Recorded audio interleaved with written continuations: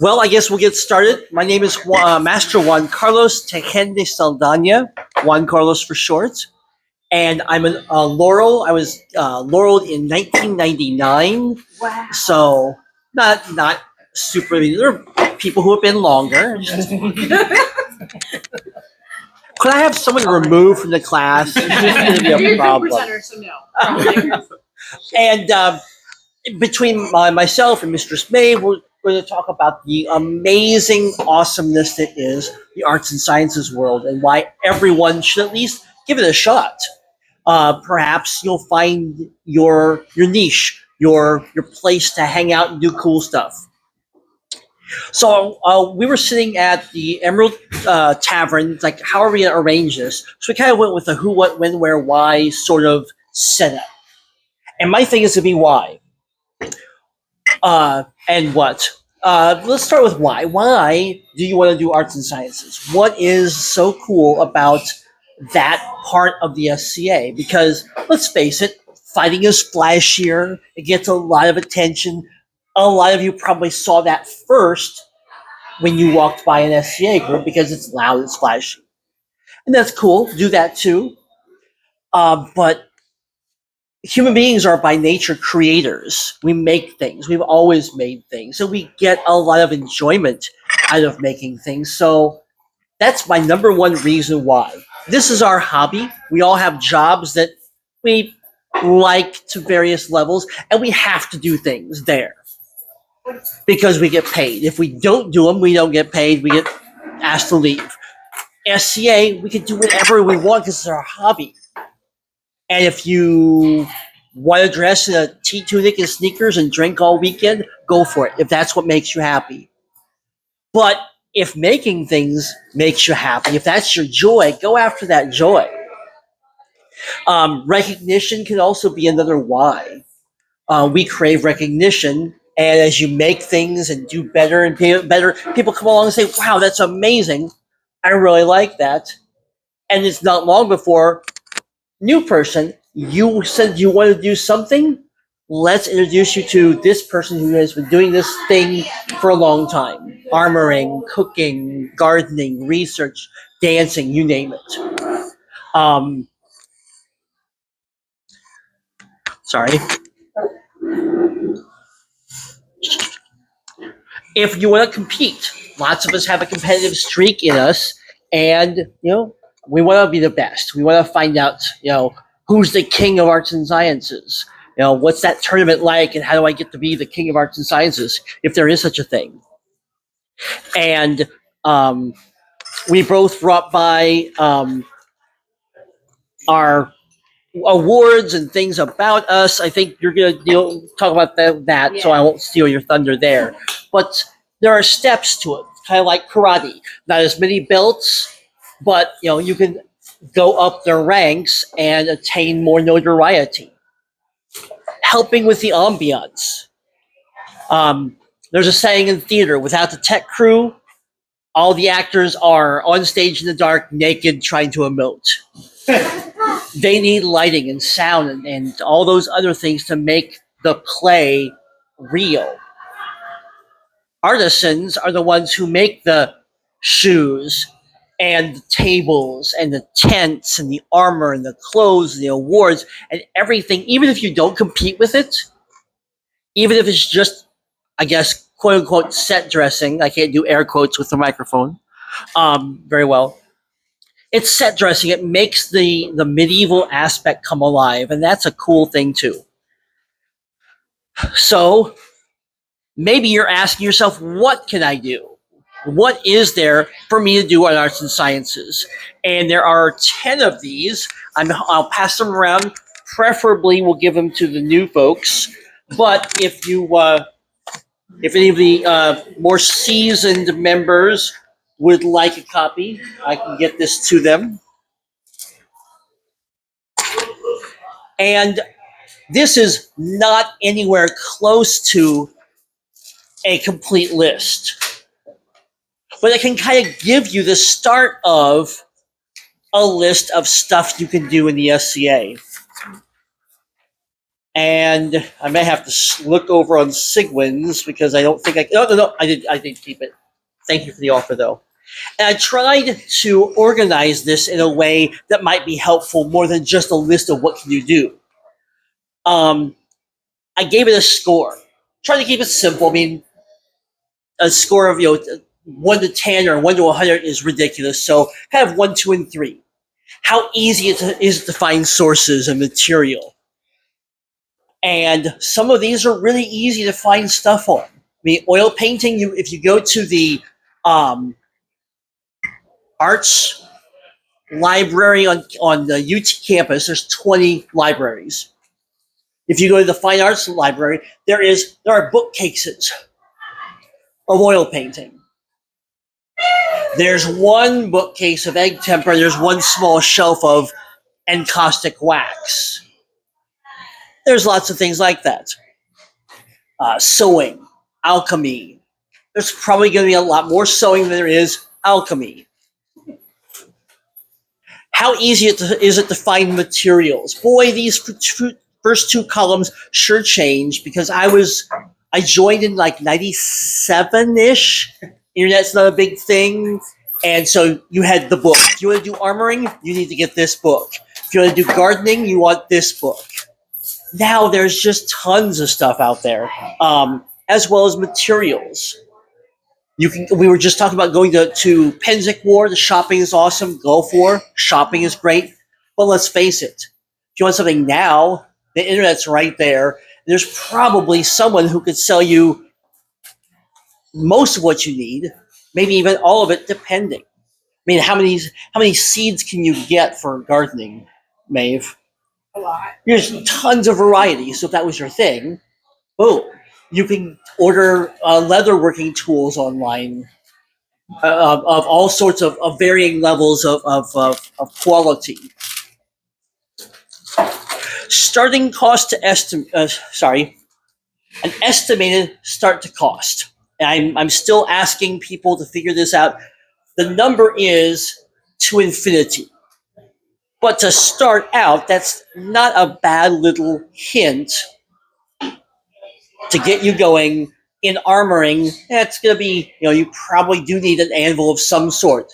Maybe not a real anvil, but a hardened block of steel. You need some hammers. You need a heat source.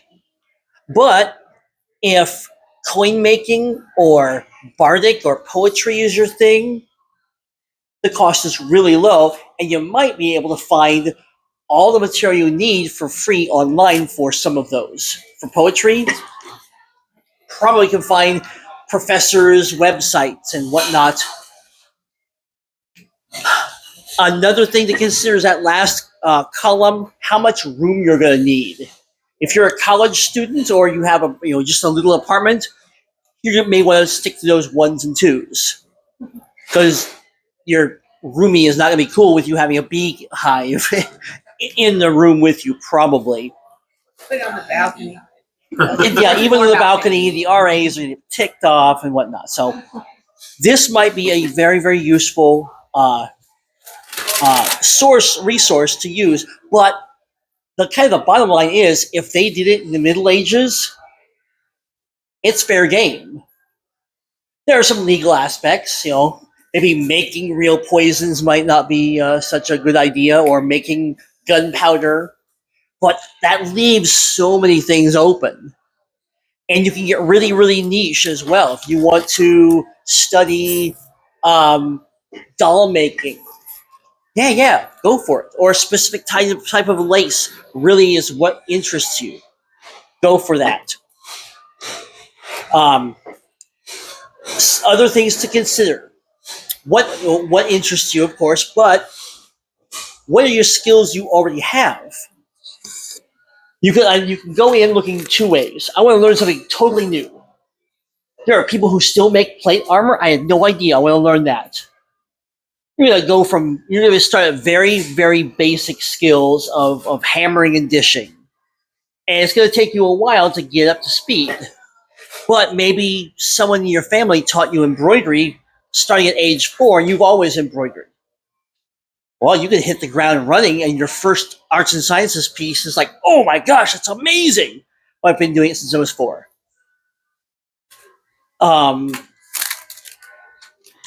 Also, there's a need to look at too, if that's something that's important to you. Booze, award recs, and clothing. SCA has to have those things. So if you like, calligraphy and illumination, boom, you will be busy. You will get as much work as you want, and when you get good, you'll have. I still don't have a scroll from my Laurel. So I might seek someone out and say, I've got a couple $100. What can we talk about? Here's kind of what I got in mind. I will pay someone perhaps to make my scroll. When Santi got his mod, they came to me and said, would you make coins? Like, yes, it's going to cost you this much.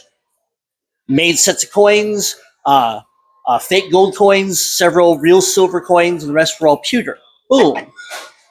Back to award recs, booze. I mean, wars coming up, events are coming up. People love to have wine, beers, things like that. You will make instant friends if you can make something that's even halfway drinkable. Clothing. Mufanwe was just on Facebook saying, can anyone make me a silk coat Hardee? Newbies here, so you're probably not like, are you saying I should do that now? No, but in a couple years, yeah. Kings and queens, prince and princess, barons and baronesses need new clothes when they step up.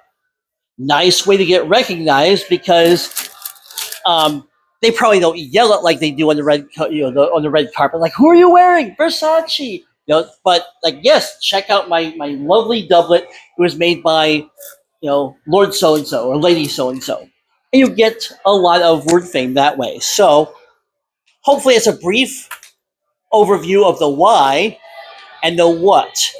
And of course, Mistress Maeve and I are almost always at PIP. We're online. I'll even give you my phone number if you like. You can text me. Emails? Does anyone do email anymore? I don't know. All sorts of ways to get contact if you say, hey, I suddenly had this question. Can I do this? So please come and talk to us. We'd love to talk. Any questions before I hand the microphone over to Mistress Maeve? Yes. Do you have your laurel?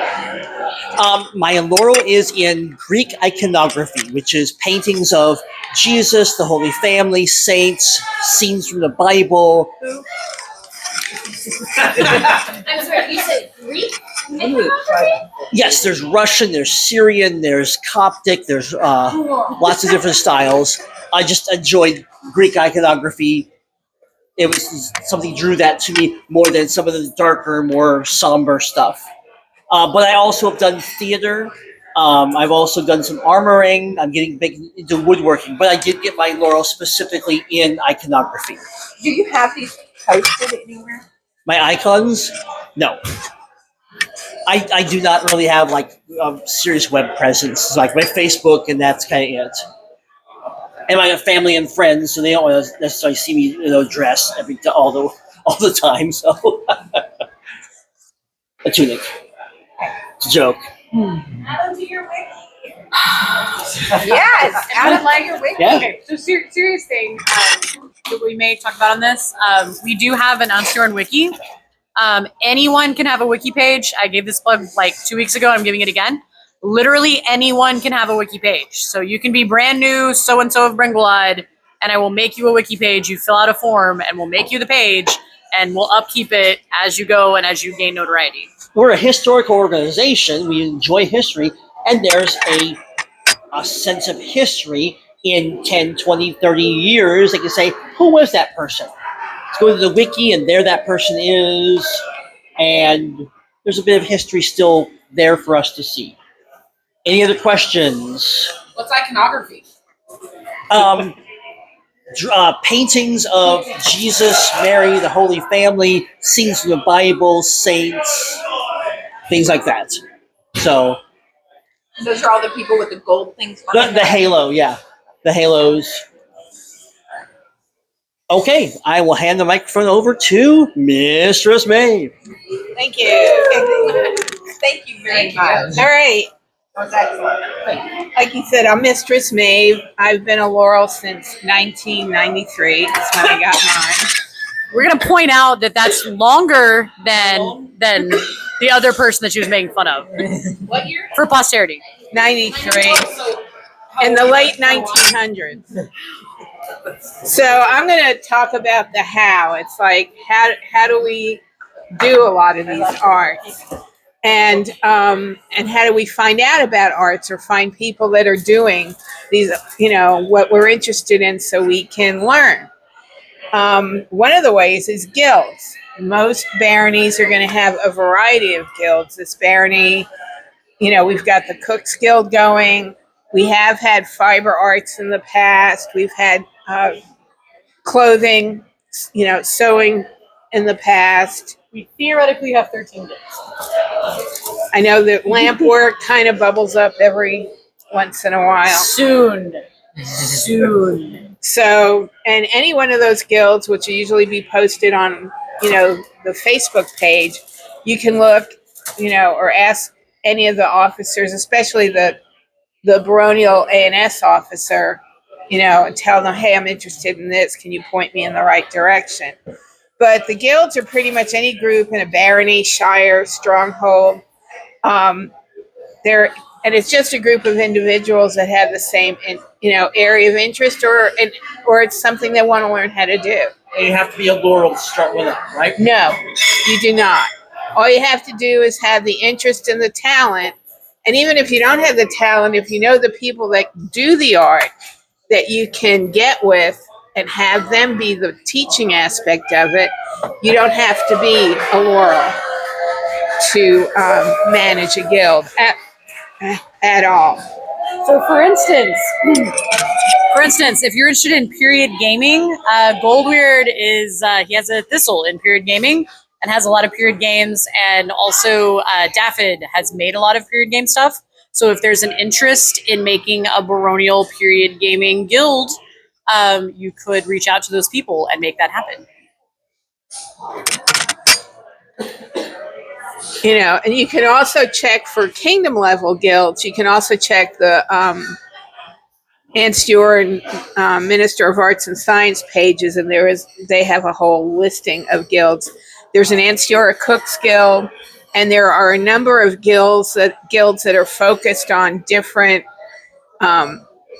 persona types. They have one for Jewish and Jewish diaspora interest. There's one for African interest. There's one for LGBTQIA interest. So, and some of them are more active than others, but if you're interested in any of those topics, just look and sign up. And if you have a question, post it there, and I'm sure somebody will be able to come back and answer it. So what are some of the things we do with arts and science? Juan Carlos talked a little bit about competitions and things. Well, we have events and teaching opportunities. Teaching can be formal, like the Collegium we have coming up in July, where the whole event, all the event is classes all day, and they have different study tracks. You can, like a lot of our events, our baronial events, there will always be a class. There will usually be a class component to those events. You don't even, for less formal, we have, people that teach classes at our fighter practice. Or, teaching down to its nitty gritty is you can be sitting on the side of the list field working on, an Inkaloom project, and somebody's never seen that before, might want to come up and sit next to you and ask you what you're doing, and you show them. That's teaching. So, it doesn't have to be a formal stand in front of a class, a group of people situation. It can be as simple as just a one-on-one type thing. The events we have, most local events will include an arts and science component. It could be either something that they have judges for. Sometimes they'll have popular vote, where they'll have little bead cups, and you just put a bead in the cup by the thing you like the best. Some of the baronies will use their events to pick their baronial artisan. We do that at our Candlemas event. It will pick our artisan. And do you do bard? We do bardic, the baronial bard as well. Arts and sciences, and then there's Okay, I just want to make sure. And then after that, we get up to the kingdom level, and the big one's Kingdom Arts and Sciences, which is the competition where we will pick the kingdom artisan and the royal artisan. The kingdom artisan and the royal artisan can be the same person. If the judges pick the kingdom artisan and the crown picks the royal artisan and it's the same person, you can have that. Sometimes it's two different people. Sometimes it's not necessarily the person who had the highest score. The royal artisan is someone who pleased the crown the most, and that's their favor to give at that event. Also at Kingdom ANS, we pick competition at Gulf War, and that's where we'll pick the artisans and the alternates to go in the coming months after that. Another competition we might have is the Eisteddfod, and that's the kingdom level bardic competition. It will usually get placed inside. Usually it'll be a big, one of the larger baronial events. They may play for it. Sometimes they might have it at a kingdom level arts and science event. But that's where they'll pick the royal bard and the kingdom bard. We also have a Middle Eastern dance competition, which is a hopper where they'll pick the Kingdom Middle Eastern dance champion. Laurel's prize tourney. Now this one's totally different from the competition because there is no competition. Laurel's prize is where you as an artisan will bring what's called your body of work, which means you bring samples of all the different things that you do. If you bring something and it's not complete, but you want to show it, go ahead, because this is literally an artisan geek festival. I'm serious. This is where the Laurels and Irises and other people will come around to see what you're doing and people get so excited, and you will talk your ear off. You may not have a voice left at the end of the event because there are so many people that you're going to see doing so many cool things. And then the big out of kingdom one for us is going to be the Gulf War ANS competition, which is usually all the competing kingdoms will have artisans enter, and then they pick the best one of the lot. Also, as far as the people involved, we have who? We have the officers. We have the local ANS ministers, which are both in shires, strongholds, and baronies. They're not required in shires and strongholds, but they are required for barony. And there's the local ones move up, and then there's the regional. So each region will have an ANS minister. And that's where the local person will communicate up to the regional. Regional then communicates up to kingdom. And then the kingdom person, if necessary, communicates up to society. And that's usually the society level is where they'll work on. For example, with the Gulf War artisan competition, they've worked on getting the judging sheets to where all those kingdoms involved have used very similar judging sheets so that there's consistency and nobody gets surprised by anything when they show up at Gulf War for judging. Now I'm going to talk about the award structure. I'm going to talk about the kingdom level award and the first one, now that everything's all messed up in here. All right. The first one is the Sable Thistle. And this is an award that's given for expertise in a single type of art. So you can get a thistle for cooking. You can get a thistle for spinning wool. You can get a thistle for singing, storytelling, CNI. I mean, anything. So there are people that have collected. It's like collect the whole set. They get recommended because they get involved in so many different types of art. For those of you playing at home, the maximum number of thistles that any one individual non-stewer has is 6. The number to beat it is 7. There are 2 individuals that have 6. There are 3 individuals that have 5. Not that I'm keeping track. It's like you want a board up there to, with flat cards.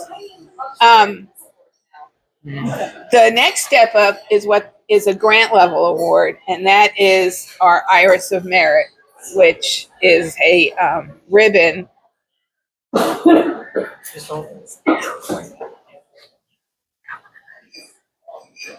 pin that's on mine is not anything to do with the award. It's just there so I can pin it on my card.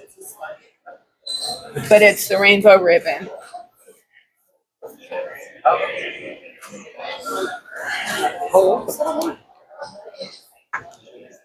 And the iris is the next step up, and that is recognition of your diverse involvement in the arts community, because it's more based on your body of work and the expertise you've exhibited in that body of work. And then last but not least, is the laurel. The laurel, all the peerages are society-wide awards, which means no matter what kingdom I'm in or Juan Carlos is in, if they have a laurel circle, we can go.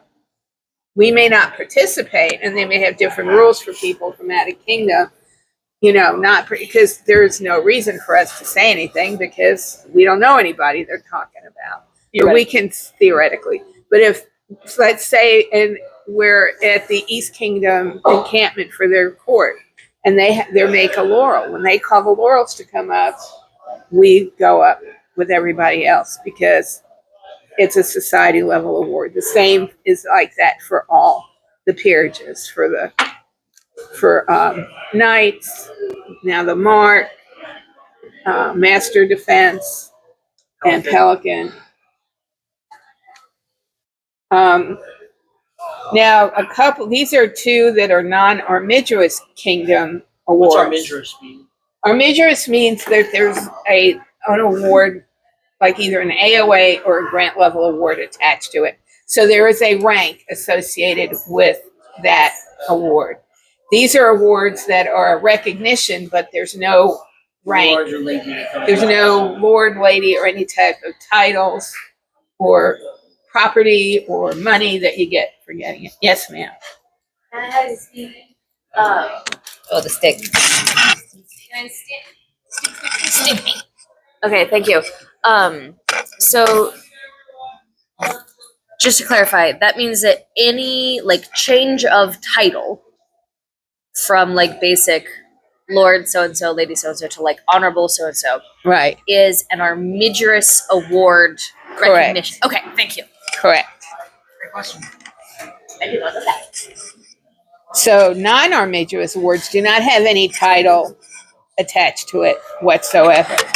So in the arts world, there is a sable fleur, which the crown will give if they see something that totally blows their mind at an event, or somebody does something spectacular and lets the crown know, and they can give that award out. It's usually for it's a one and done kind of thing. And then there's the Lilium or Perennium of Anstewer, which is the non-armigerous Youth ANS Award. So, baronial recipients of the Sable Fleur include Wilhelm von Ars for creating for Duchess Ebergardus a diamond-carved chalice that had her heraldry on it. And it was a single act of really cool artisanship. Very nice. Now, on the baronial level, both of the awards within the barony and Hell's Gate, again, are non-armigerous. There's no title associated.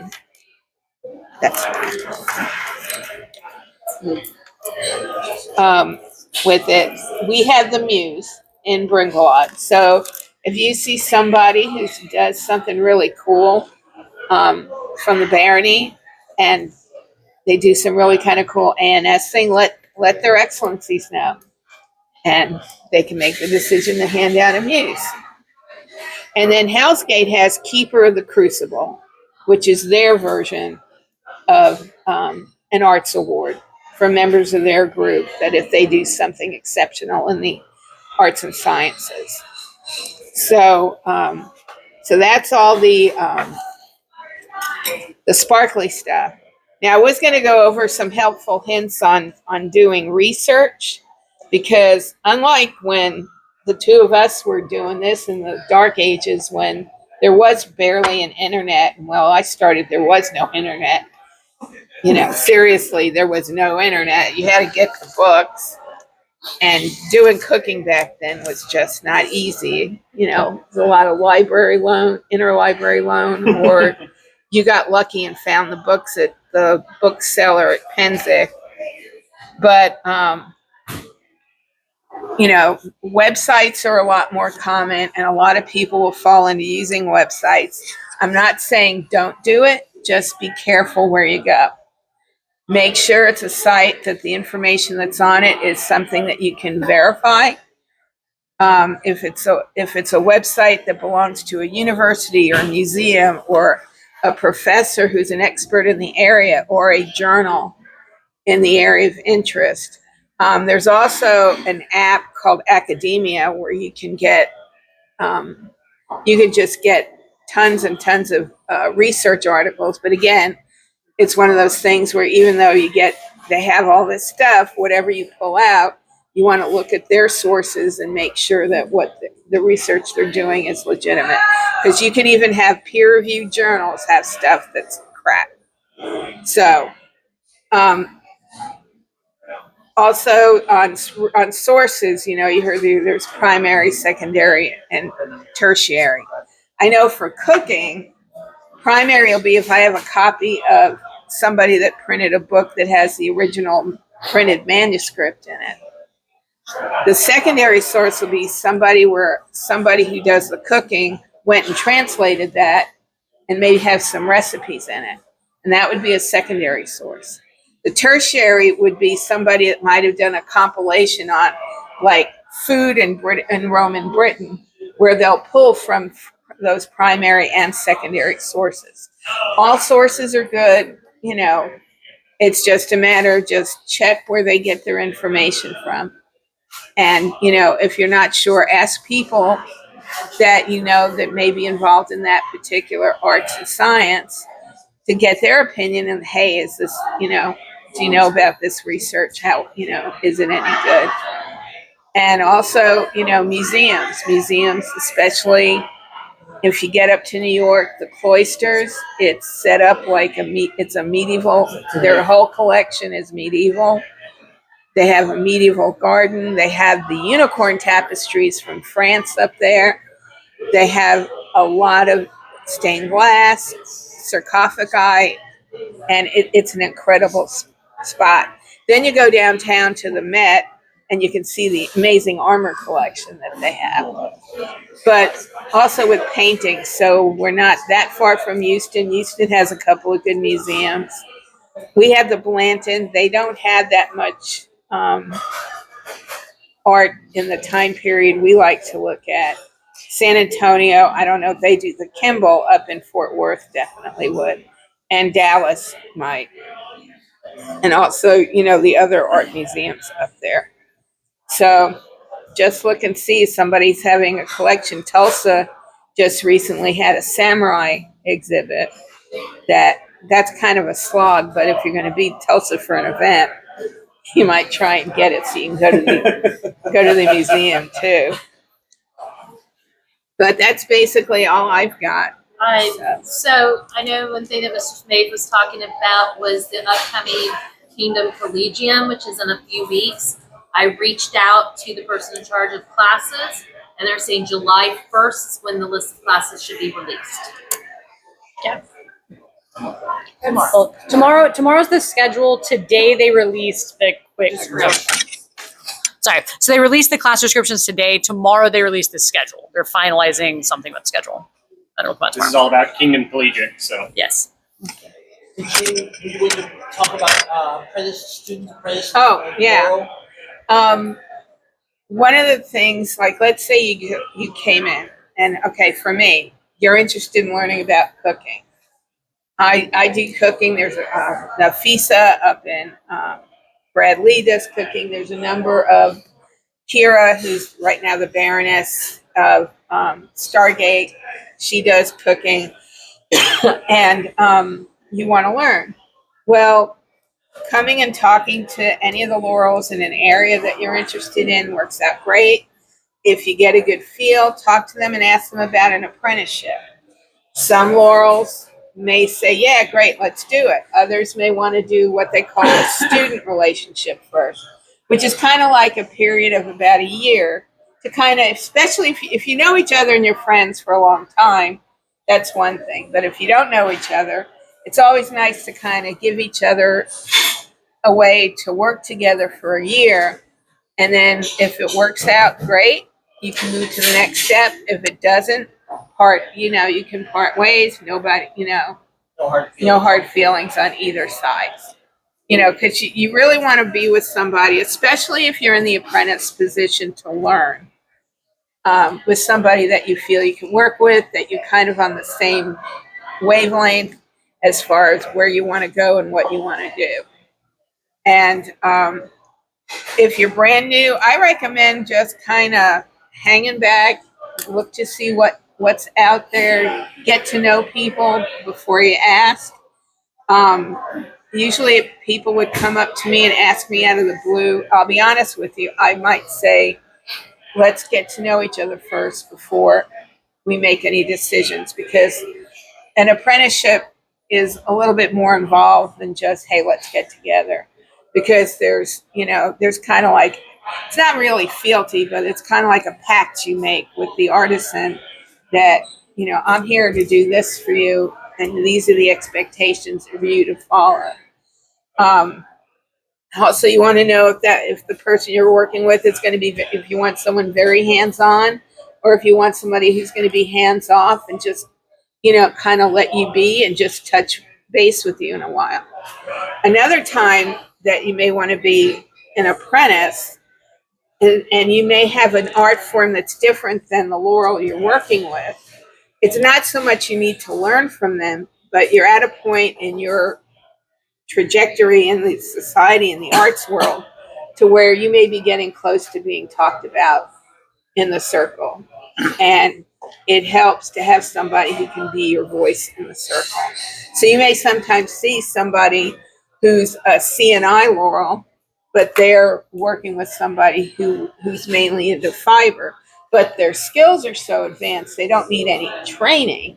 They don't need to be an apprentice in that sense. They just need someone to act in the circle as a voice for them. Do y'all understand what she means by saying in the circle? Because some people may not know that terminology. Thank you. Okay, so the question was, does everyone understand what is meant by in the circle? The peerages meet, and I think some of the grant levels now do too, where they'll have a meeting and names will come up and they'll meet with the Crown and discuss the group of people that they have on their list, and then if there's anybody that wants to take a vote or poll on that person, they'll vote. And then based on the results of the vote, the Crown will make a decision. And sometimes the vote in the circle has nothing to do with what the decision the Crown makes. So, in this kingdom, it's left up to the Crown to make that final decision. But, and it's also good to have somebody that can be there to help you set up for your big arts events too, and kind of give you guidance on your display. So that's it for me. Let's say I'm new and I don't have a set peer relationship. Who can I go to talk to about, hey, how do I display for this or something like that? I would say you can talk to your local minister of arts and science. You could, if you have friends that have been involved in the organization a little bit longer than you, and they are artisans, talk to them and say, hey, I want to do this. I don't have questions on how to set up.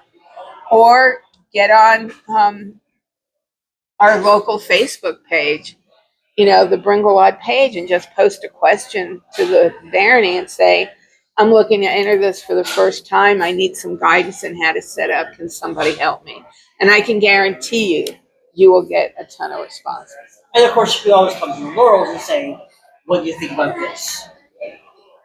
Here's my documentation. Or I even took a picture of how I think I would have set things up. What do you think about that? Yes, sir. Do that way. Is there a way to become a Laurel without being an apprentice first? Yes. It's more difficult, but people have done it. It's possible. And usually, the circle will usually say, "Hey, you know this person. You're in their area. Could you kind of work with them a little bit?" So you kind of might get someone who's like, "Hey, that's a Laurel who comes up and helps you out, even if you don't have an official peer." Get scouted. Yeah. A what? I just need it scouted. And it's not really scouting as much as assistance. Like, you're being talked about. Yeah.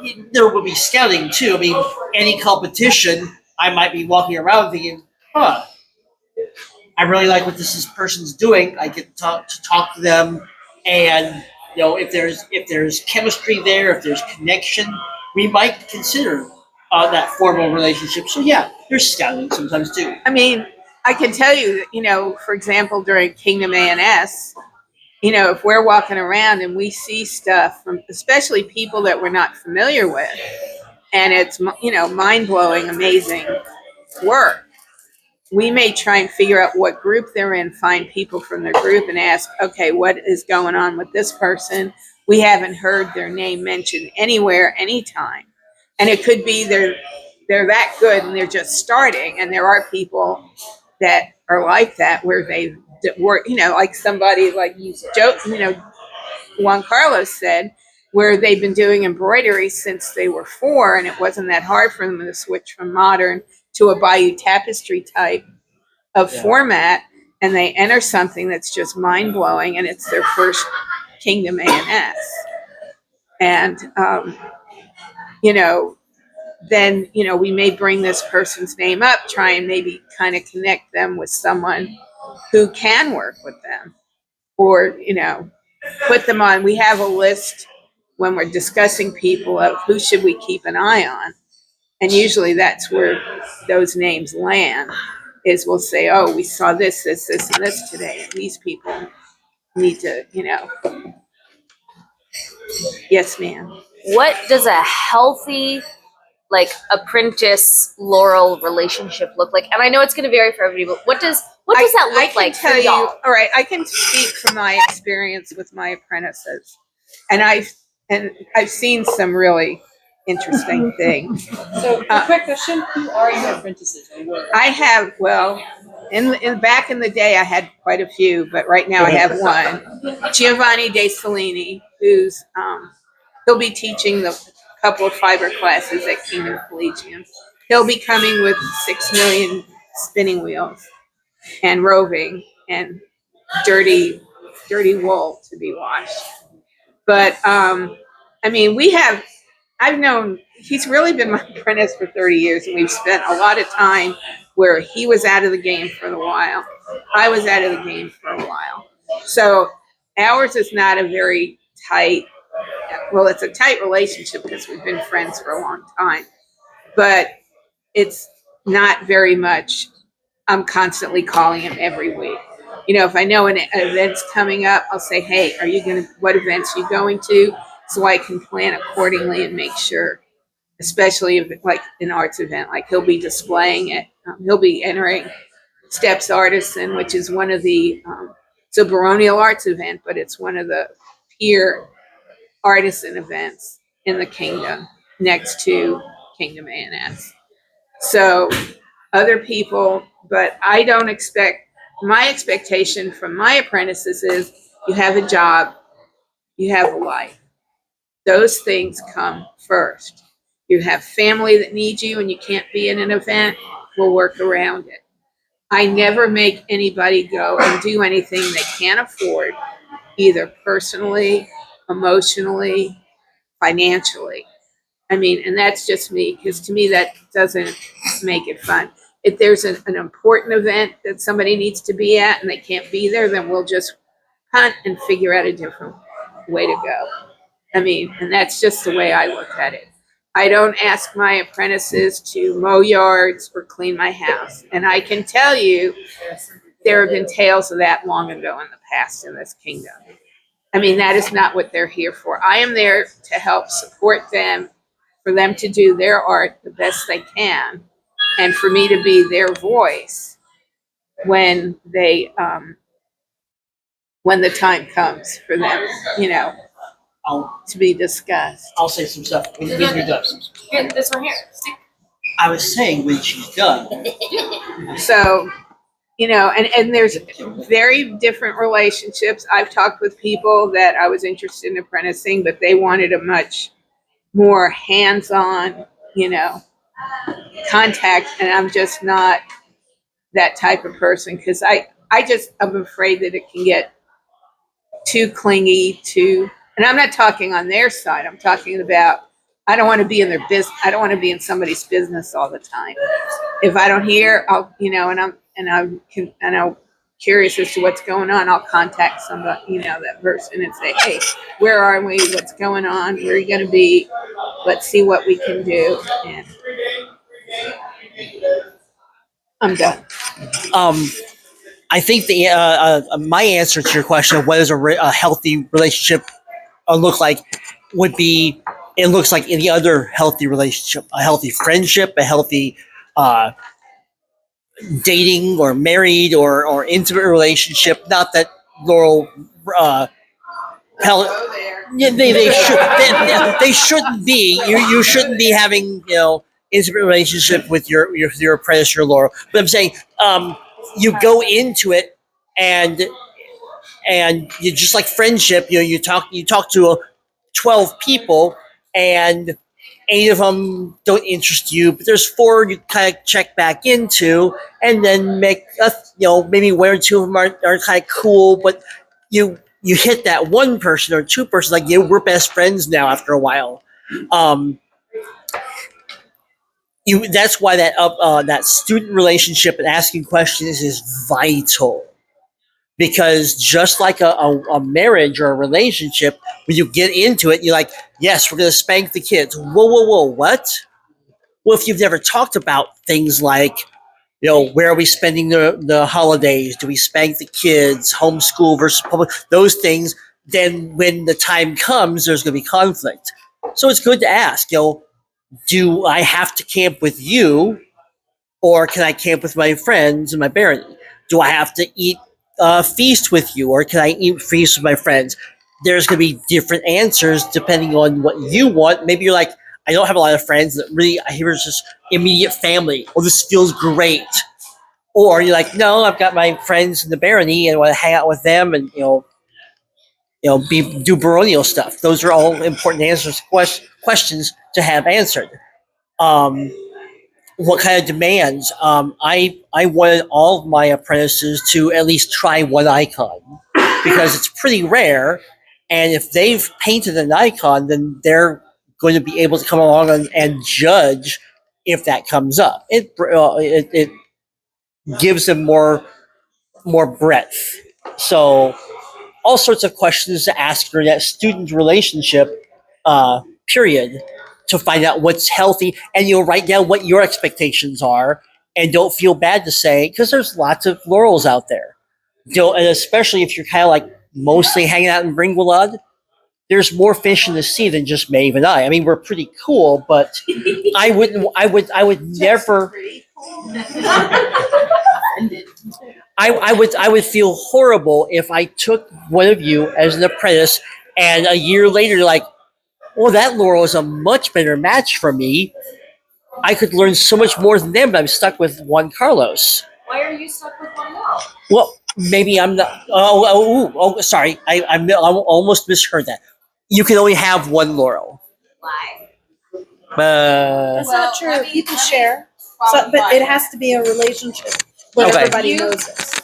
You're usually apprenticed to one Laurel, But for example, let's say I had somebody that was interested in coins, all right?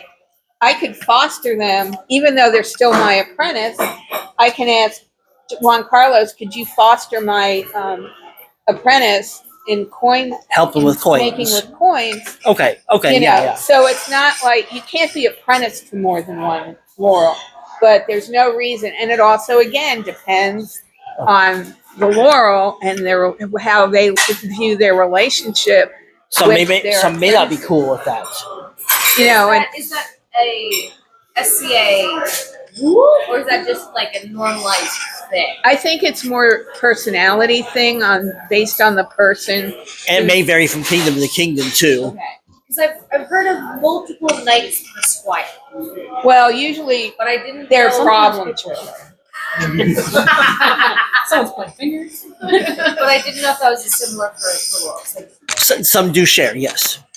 So there can be some sharing, and then depending on where you're from. So if you come from out of kingdom, and so you may have had a laurel in your original kingdom, and then you move here, Yes. a lot of times your original laurel will work with laurels in your new area to figure out who's going to foster you in the new area, because your original laurel can't talk well, they could speak in the circle, but they're not going to carry any clout in the circle as like, hi, I'm a random person from insert other kingdom here, and I think my apprentice is wonderful, and that's a wonderful thing for them to say, but what clout does that carry in the new circle? Yeah. So I think we're good, right? All right. So let's have a quick rundown from Claudio, who I think you've all met, about what Claudio's been up to recently. yay! Stick. Hi everyone. So just kind of, I kind of joined in this to say, I've been in the SCA for about 18 months now. I've been doing leatherworking for probably 3 or 4 years at this point. So I came in with some leatherworking experience, and just I kind of want to go through what I've experienced, what I've learned, because it's kind of closer to the state that you guys are in than someone that got a laurel in 97 or 93. 91, thank you. Okay. So, what I'm asking about, when I ask around about, what should I make? How should I change what I do? A lot of them will say making end period items. Well, sometimes it's hard to know whether you're making something end period. Writing research documentation, having that available if you want to do in a competition. Using period tools and materials. Some of that's not that fun. I do not want to tan my own leather to get a proper period leather. That is very messy and will take many weeks. And a bit gross. And then, entering competitions, getting your work known, stuff like that. So a lot of these things, and I'm the sort of person, so I like to have clearly defined requirements. You don't get that here. I'm subject to perfectionism, analysis paralysis. In Texas, the term is fixin' to, all these sorts of things. And so For those of you that don't know Claudio, he's an engineer in real life. Can you tell? That makes so much sense. Yes. Put the diagram. Right. So yes, I'm always looking for rules to kind of find that edge and meet the rules. But so all of this, it's like if I take on too many of these things at the beginning, I'm just not going to get anything done. And so I made a conscious decision to kind of work on that, to just keep doing what I'm doing.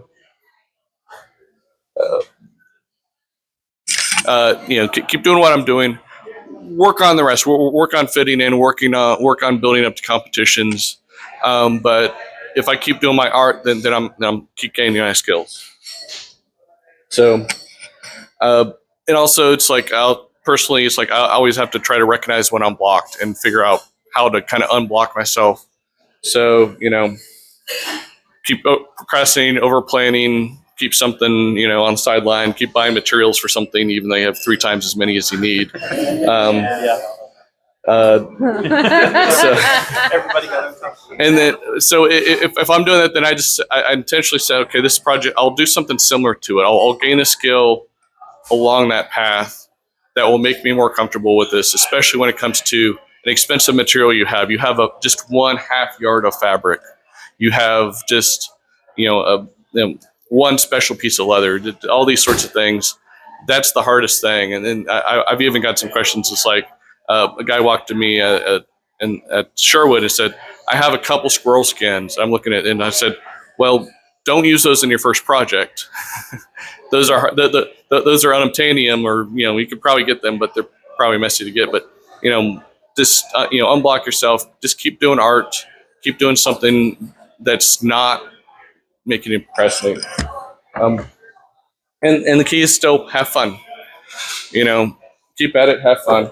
And kind of what I found along the way is replacing anything that's kind of mundane with anything just even period-esque. This is a little bit less mundane. It could be a modern pattern. It could be a modern material.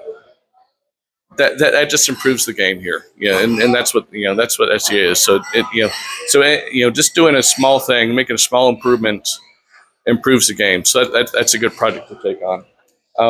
And the other thing I found is the populace, everyone you meet, appreciates art, and they don't worry about whether it's in period or stuff like that. Kind of some examples is, I made some buckets for the fall baronial. Everybody loved the buckets. They are not something that I could have made in period because I used a very modern glue and nothing wrapping, nothing around the bucket to hold it together except for the glue. That wouldn't have worked. There wasn't any glue back then that would do that. Sort of thing. I make leather items from modern patterns. One of my favorite sources is a guy that calls himself a Viking spaceman. He's up in Vancouver. He fights.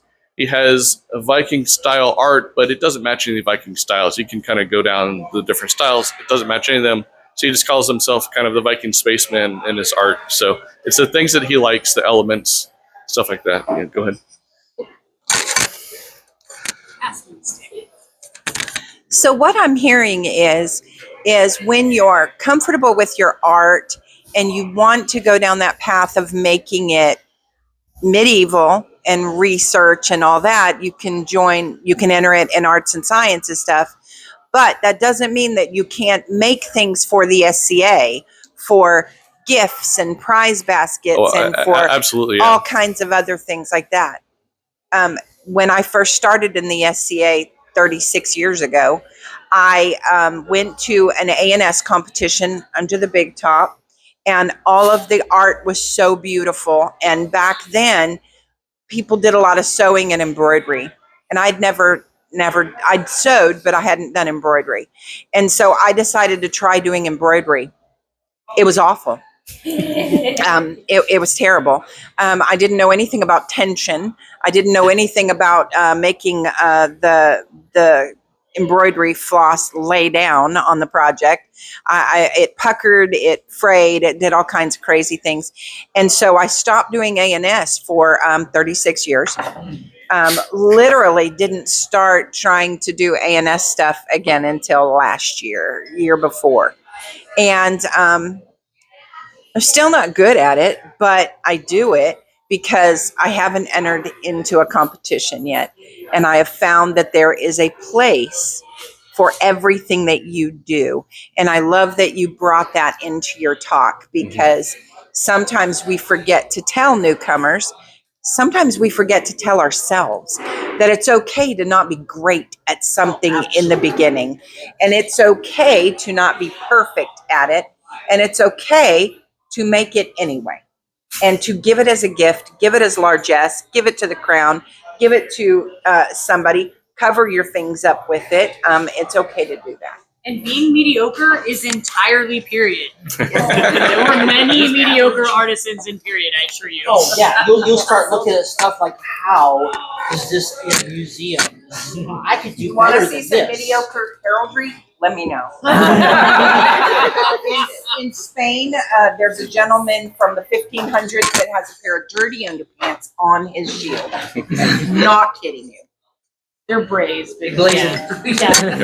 Well, another aspect of doing A&S, when I started doing cooking, not as a service, but as an arts and science project, they had no clue what to do with me.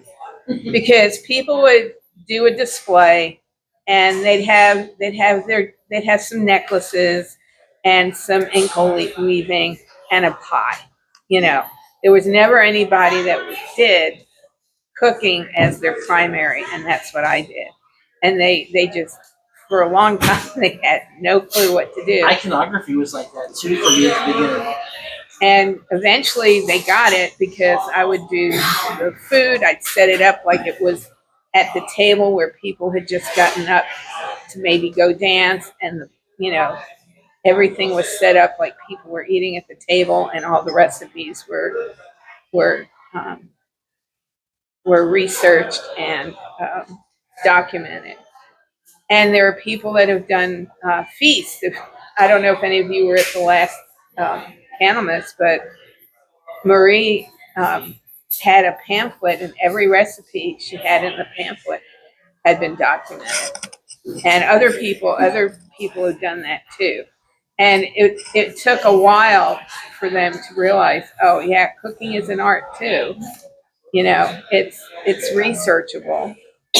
I mean, yeah, doing feast, you don't have, if you're doing a feast, I don't expect it to be 100% documented. But what I want to see is it matches. In the SCA, they have this thing called it meets the 10-foot rule.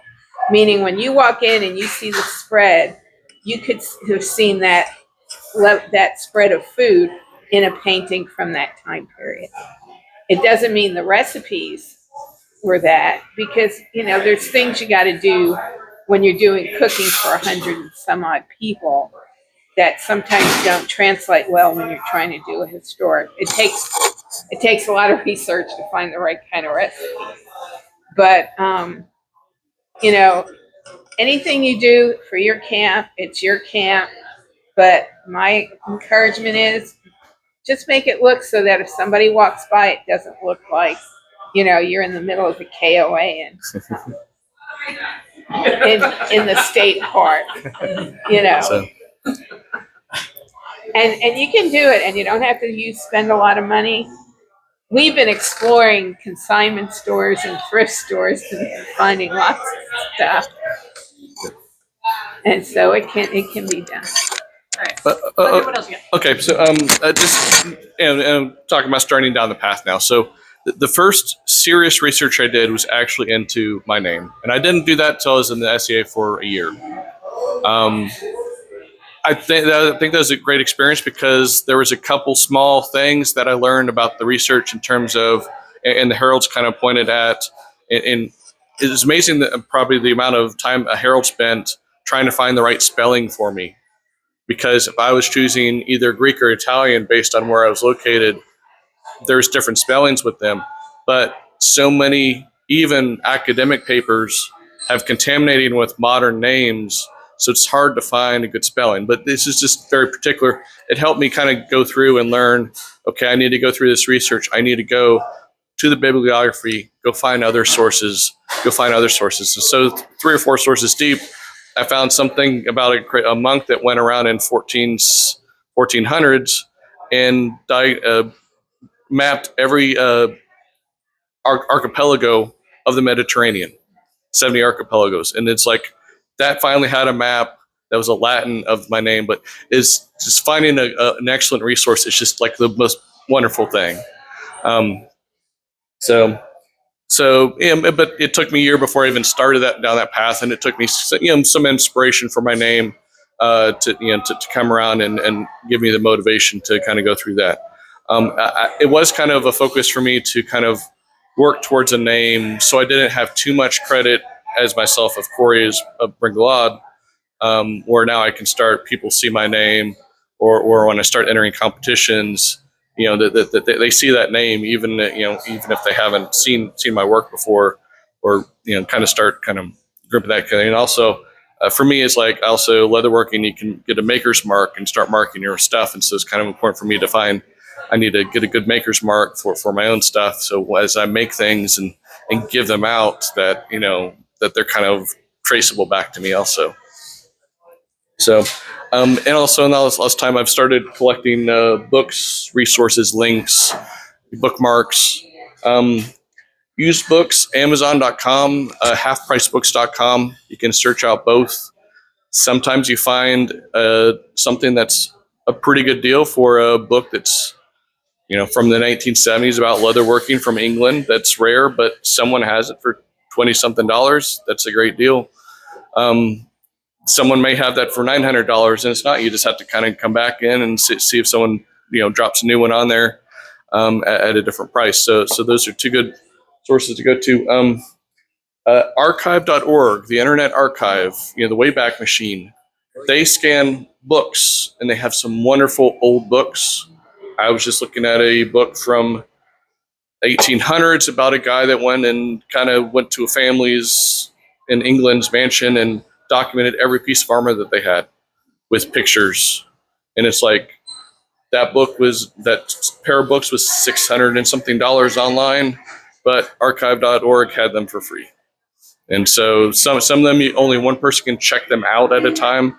Some of them, the PDF is available based on who provided that. So they like, for copyright, they like to make sure that someone has a physical copy of it, and then they're lending the one at a time electronically to people. So those are some resources. Online collections of the British Museum, art museums, all sorts of things. They have wonderful pictures. I don't know if this is more since COVID or they've always had this, but probably when they close, they probably documented stuff better up on their websites and stuff like that. So, finding good pictures of artifacts or just an idea file to go to present. I do Pinterest a lot too, and that's more modern stuff, and those are fun too. But it would hard to make a SCA competition project off of something just on Pinterest, because usually you don't have a good chain of where this came from or what it actually is. But it's still inspirational to kind of get your mood boards and all that stuff set up in there.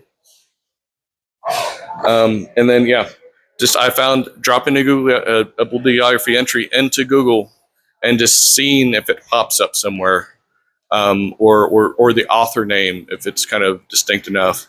All those kind of work, and they work surprisingly well for how rare something might be, but another thing I've started doing is I teach classes when there's opportunities. So, and this helps kind of find people that would want to do your art with you, because there's a lot of people that have done leatherworking once before, or have done it in the past. There's some people that don't know how to start. There's some people, so helping find more people to do leatherworking, anybody that wants to work with me. There's actually some newcomers that are doing that, but it could be lonely for a while too. so teaching helps you find other people that would have your interest, or sometimes it's like they do something with you and it's not a long-term interest, but they kind of know more about what you do and kind of respect what you do, and kind of understand it more, or just kind of get your name out there, My husband wants to do leather working with you, but he's shy, and he's very timid. He's very shy, but he really wants to learn how to do leather working, and he just didn't know how to approach you. So talk to my husband, please. Okay. No, I mean, I'll help you with whatever. We get to sit down at PIP or whatever, because been bringing my leatherworking more often, but I mean, I'm usually like at a PIP, I'm usually like head down and focused and doing stuff. Feel free to come up and ask me questions, because I kind of intentionally do that instead of just doing that at home for people to come up and ask me questions. So it just kind of give people an opportunity, and make sure that they're open to it. So. And Claudio's current project is doing a archery bracer that is completely documented from period. It's true to size, everything. It's actually really exciting. So It's really impressive. So, you guys should check it so out. it's that's working a couple slides down the road and kind of working towards a next level competition. So, but one thing I've done and really gotten my name out there, is making art for the game. And I have pictures. So I've made bracers. I made the buckets. I've made awards. I've made little list books for when they're doing fights and stuff like that. That I put Viking spaceman carvings on the front, but everybody loves them. Those were your books. Yeah, They were so pretty. yeah. They're 4 colors, 4 different animals, all that stuff. Those are so cool. And that's the best thing. Is like you see, you give it out, then you see it in the wild again, and that's the best feeling, because you see someone wearing an award that you can recognize that you made. That's just wonderful. And sometimes it's like you almost want to chase them down. It's like, when did you get that one? I didn't see that. I wasn't at that event, so sort of thing. But just all this is fun, and all this kind of gives you an opportunity to meet people and get your art out there. And a lot of it is like, yeah, I don't have it. I only have pictures, but yeah, that's great. But yeah, so and other arts, insignias, and woven belts, aluminum calligraphy, illumination calligraphy, all of these things are similar things, to getting it out there. Barony and Kingdom Largesse that are traded to other things. I theoretically have something that was given to Drachenwald at Golf Wars a couple years ago, but I don't know where it ended up, but hopefully I see it at some point in the future. Yeah. And then you also start getting commissions and gifts that are between people of populace and thing. Someone that wants to say, I have this thing. I made a thing for a person being raised to laurel from their advisor. And once she knew I had made the leatherwork, it's like, could you do something like this in 3 weeks? And it's like, okay, yeah. And so I built this up, and it was wonderful. And I put both of their heraldry on it. And I haven't seen it because he's way up in Oklahoma, but I hope to see it kind of just out in the wild again someday. Yeah. So kind of the next thing is I tried a small A&S competition, and this was the the Hell's Gate Commander's Crucible. So it's and part of it, and I'm always talking with Juan Carlos and asking, what's this event like? How hard is this competition? All this stuff. Commander's Crucible. It's a small event. It's combat focused. But there's a little A&S part of it.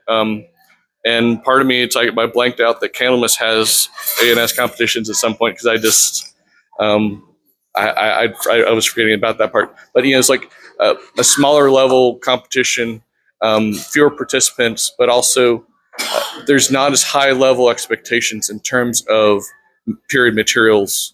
A lot of these other factors, but I just said, okay, I'm going to do this. I have not entered an event yet. I'm going to do this to get some judging sheets back and learn how the process works, with no other expectations in there.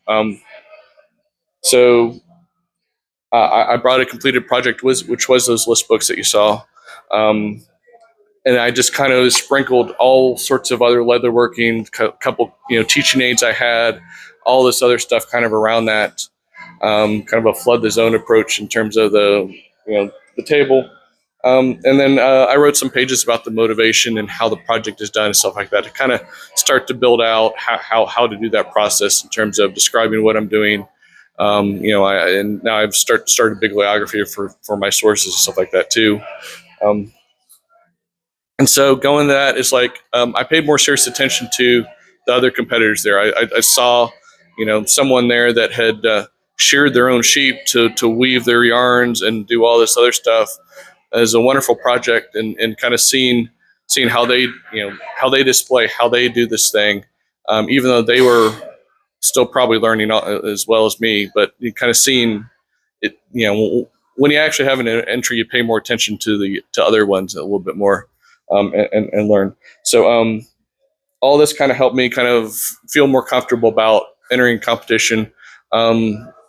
I didn't expect to win, but I actually did win. I think the popularity of it's a little bit more popularity, a little bit more, other things. The judges may know me more personally there too. I don't know. That may help, but um, and that was fun.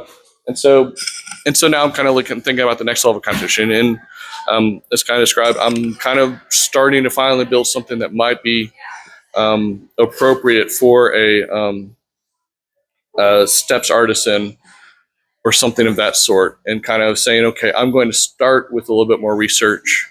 I'm going to go find, and I got, the idea was actually given to by Mel Gwynn. He said, I don't have time to do this. Here's an idea. Go search out the Mary Rose Bracer. And then I found some documentation. I found a guy that blogged about it a decade ago, and he had one of the sources from 1922 out of a magazine that the magazine wanted $30 for the for a 3-page article, but he had a PDF out there of what that was, that had an excellent picture of what it was, and one dimension. And then I took an art program, scaled it up, made my pattern, and started building that out. But starting from something documentable that's in the British Museum, and this was like a magazine about it being in the British Museum, and so I could link that, and then all this other stuff. But finding good resources, and this took me down some other rabbit holes in terms of the armor and stuff like that. Finding an and completely ivory made bracer that's carved out of ivory, and other stuff which would be crazy hard, but would be amazing for an Order of the Mark person also. But so now I'm just like, I have an open document, I have a Word document. I'm actually kind of just dropping stuff in there, dropping my links, dropping my pictures, so I don't have to go find them after the fact.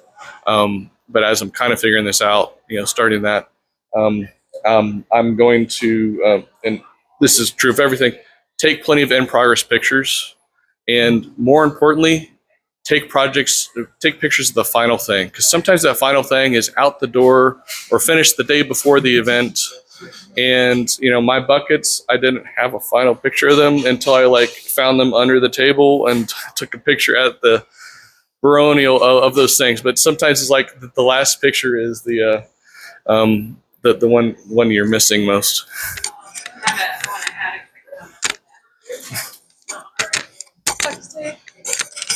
Absolutely second all of that.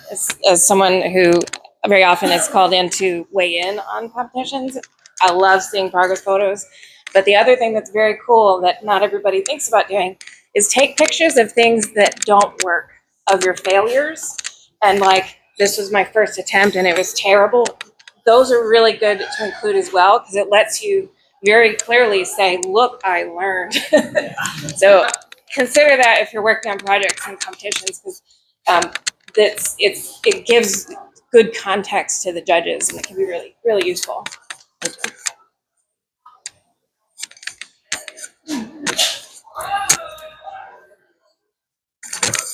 But I mean, that's all I had in the prepared stuff, and so yes. Okay. So you said you made the choice to go on to the ANS Laurel path.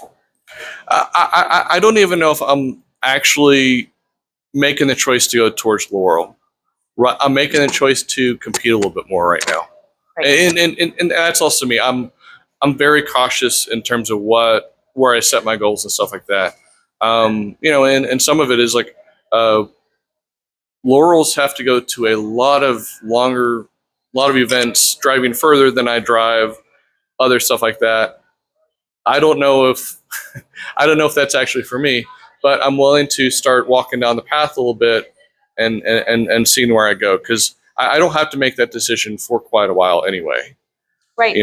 What made you want to do serious competition focus work versus I just kind of want to futz around and play with leather? What's the difference for you between general playing with art and being competitive with it? I actually don't know, but this is kind of something. It's something new to try. You know, it's something to. It gives me a milestone, which gives me a deadline, which gets me going on something. That I'm always kind of looking at my own self motivation and stuff like that, and trying to play little games and stuff like that. So deadlines are wonderful. They make you kind of focus your choices down to get something done. To all that good stuff. So and it's a little bit of that, and it's a little bit of working on this path, but also if I go into this thing, then I'm actually putting art at an art centered. If I take something to Steps Artisan, all the laurels are there. Everybody's focused on art there. There's no combat there, as far as I know. So people see me from across the kingdom. Right now, I think I've gotten myself fairly well known in the Barony area, and some other specific people around here. But this will maybe get me seen elsewhere. It may help me find a leather worker elsewhere that does something that I would be interested in. Just kind of put my stuff out on a table and seeing what connections I can achieve with that. So that's kind of where my motivation is with this, trying this, but I still have a lot to do in the span of a month to kind of do this, even though it's also, this one is also a body of work sort of thing and not a specific project, but I would want the specific project as a centerpiece of that, and then I can drop the other work around it. And one thing I kind of want to comment on, because we've been very like competition specific and what we've been talking about, is that's not the only way to go on the path. So like, I actually don't like competition because it brings out things in me that I don't like. So I like to do more laid back stuff. So I'll do my research and share it with people. So my wiki, like there's a lot of different handouts that I have for different stuff that I've researched. Competition is not your only path, like on your ANS path. So I just want people to know that. You can do, like, we've done large esteries and things like that, which kind of got Claudio in the way, and we'll try to do one again in the fall. So there are less formal ways that you can hone your skills depending on what your skills are. So making insignia, doing things for baronial people or for the crown to be able to give out. So there are other ways that you can go about it, so you don't have to just go and commit yourself to every single competition that there is, if that's just not your thing. I just want people to know that. I'm just going back to things you were saying about research and museums. I don't know how much they do it here in the States, but if you are ever lucky enough to get overseas, especially going to Europe and England, in England, you can contact a museum, especially even the V&A and the British Museum, ahead of time, and you have an area of expertise you want to look at, you can get behind the scenes, and they will put white gloves on you, and people have gone and looked at clothing and stuff that was not necessarily on display. And they will do that at most museums and show you. And that's true in the United States as well. When I did research with Berenson, I went to the Getty and I was like, I'm looking for these drawings that I know you have. So I'm more than happy to let me show, show me the weird drawings. And I guess the best thing to do is ask, and if they say no, they say no. If they say sure, let's see what time's available. I'll say locally, Harry Ransom Center. We, as a group of us, when we were doing a play, got to see Edgar Allan Poe artifacts, rare books. They have his desk that you can walk up and see his desk, but it is exactly that sort of thing. You contact them, that they have whether it's a docent or I forget the term for the person there, but they'll have a person there with the artifacts just to make sure that they're handled well. But is a lot of wonderful things. You can see a letter with his handwriting in it, all these other things. He was complaining about the publishers owning the business too much and trying to do his own thing. It was crazy. That's before 1848, when he was railing his publishers, when everybody's still doing that these days. So, yeah. I don't know if this was talked about and I just completely zoned out on it, but how exactly do you become a laurel? Well, basically, you know, and Juan Carlos and I can both talk about our experiences. I mean, for me, it was, you know, entering competitions and doing an art form that really was kind of novel at the time for this kingdom, and getting recognized for what I was doing. And then, I mean, I'll be honest, I wasn't even, being a Laurel didn't even cross my mind. I had such severe peer fear coming up that, you know, I wouldn't, if somebody told me to go talk to a Laurel, I would have rather crawl under a rock, to be honest, or talk to any peer. And then what happens is as you progress in the, or in the society, and the group of friends that you came in with, everybody starts getting awards, and then all of a sudden they start getting peerages. That changes. But anyway, I guess one of the Laurels noticed me, and she wasn't a cook. She was actually a fiber. She did fiber and costuming, and she wanted to represent me. And at the time, she called me her protege. This was before Pelicans had proteges, because I wasn't technically an apprentice. So she took me under her wing so that she would be my voice in the circle. And that's usually what happens. It's a matter of recognition. And there are some, unfortunately, you know, it's the same thing where you can have some great artisans out there, and if if they're under the wire, you know, they may not get the recognition they deserve. But that's how it worked for me. I don't know. You want to say how? Similar. Iconography. It was difficult because I would hear the Laurels talk about, it's like, oh wow, this is wonderful, really wonderful. Have you thought about trying this? I like that. Blah, blah, blah. They would do the same thing to the person over here, but my icons, like, that's very nice. They had made them, but like, where do I get the feedback? And they had a hard time. They put painting Laurels with me. Well, it's not exactly painting. They put calligraphy and illumination people. It's not exactly the same. So it was difficult. And I guess to go back to Hobbs' question, how do you become a Laurel? Practice, get good, teach, display, travel. I mean, the bad thing about the SCA, I was in ATA Taekwondo, and I had the whole list of all the expectations for white belt, orange belt, yellow belt, camouflage belt, green belt. You had to do these things, this kind of type of kick, that type of kick, do these. I can't remember the terms now. If you could do them, you could go on to the next level. We don't have that in the SCA. It's kind of just like, how do we feel? Your thistle, easy to get. Like, yeah, you did a couple cool things. Someone put you an award for it. Well, you get a thistle. Iris, a little bit more. You need to kind of, go deeper, do nicer, do better. Laurel, you could be on that trail for years, and you've got to convince a lot of a lot of Laurels that, yeah, you're legit. You know what you're talking about, and maybe weird things happen. Weird things happen, and since we're being recorded, maybe I shouldn't go behind the scenes too much. If you want, I have no problem talking to anybody about some of the other things that need to be known. But how you get to Carnegie Hall? Practice, practice, practice.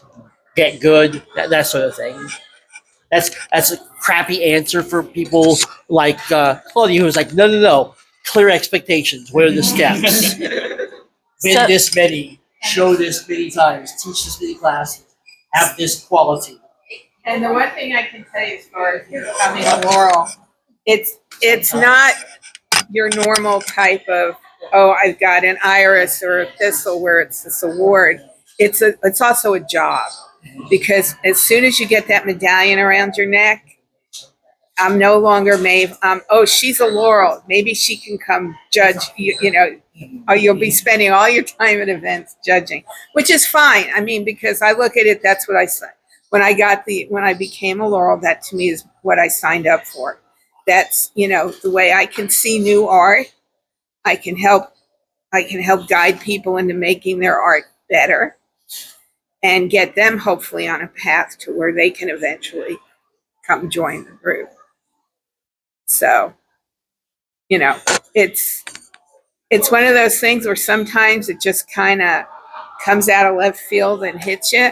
There are other people that it's their focused, you know, like having a checklist of I'm going to be a Laurel by this time.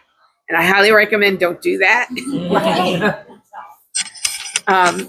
know, if it happens, it'll happen. But the best thing to do is do your best, do your art, listen to people, talk to people, teach, and you never know, eventually it could happen.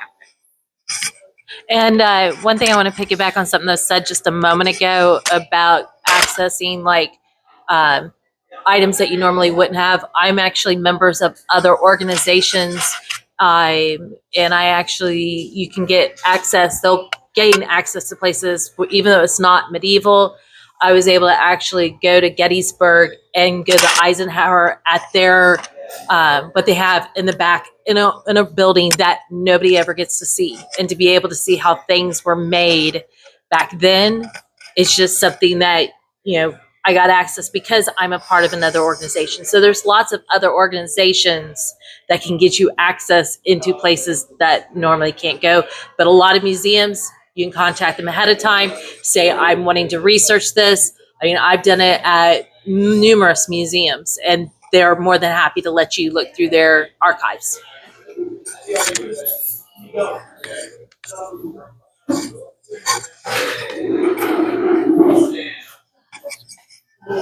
Thank you very much, Claudio. Yeah, I good. really enjoyed listening to what you had to say and all the information that you brought. It was definitely a different take on, well, you know, I'm a Laurel and this is how I got there. It's really good for all of us to remember what it takes to put our focus on something, and sometimes what happens when we can't get our focus on something. And so I appreciate your honesty and I appreciate your clarity. Maeve, I appreciate you immensely. I appreciate everything that you have to say about being a Laurel, getting there, and just focusing on doing and getting good at it and enjoying it. We have to always remember that no matter what path you're on, if you're not enjoying it, then it's the wrong thing for you to be doing. So yeah, it's time to get off that path. And I don't know where Juan Carlos went, but again, you can let him know how much that we appreciate him.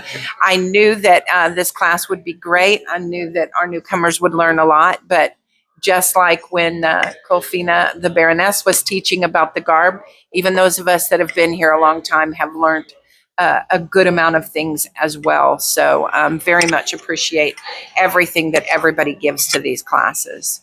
And if anyone wants to make pickles, we'll be doing that the last Sunday in July. July 27th.